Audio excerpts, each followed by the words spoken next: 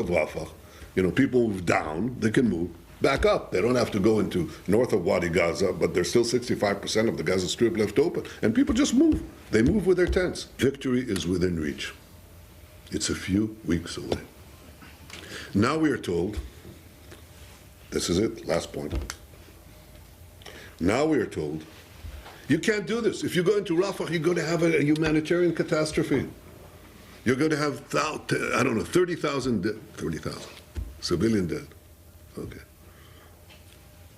That's not true. That is simply not true.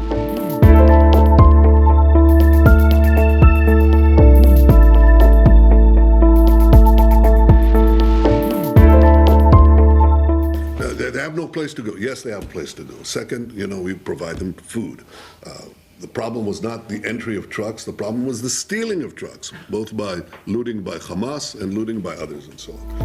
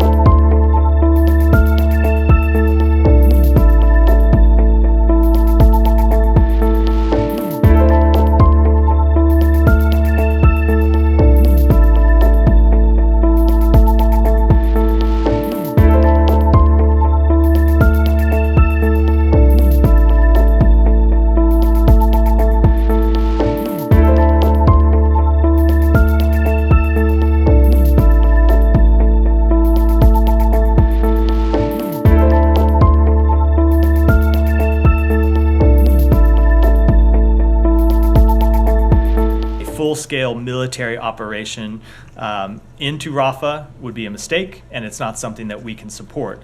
What we have said is the kind of mission that we could support is a much more targeted, limited campaign that could still achieve the same objectives, that could still lead to the defeat of those remaining Hamas battalions inside Rafah, but without massive harm to the civilian population, without hindering the delivery of humanitarian assistance, and without actually weakening Israel's security instead of strengthening it.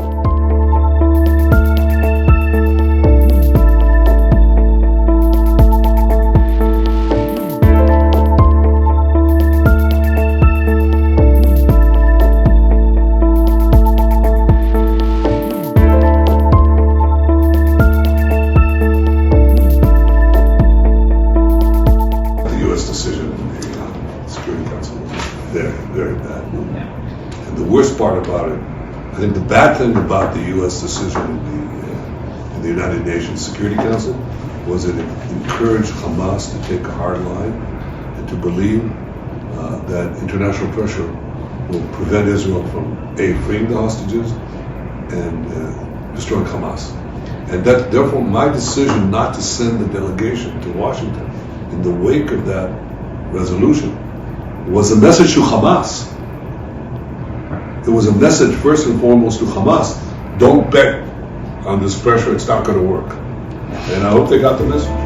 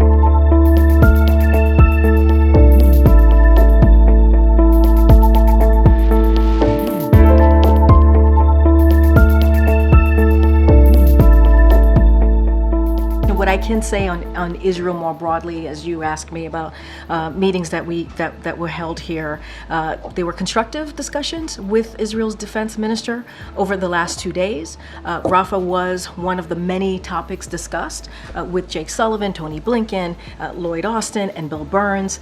The Prime Minister's office has agreed to reschedule the meeting dedicated to Rafah. So we're now working with them to find a convenient date that's obviously going to work for both sides. But his office has agreed to reschedule that meeting that would be dedicated to Rafah, which is a good thing.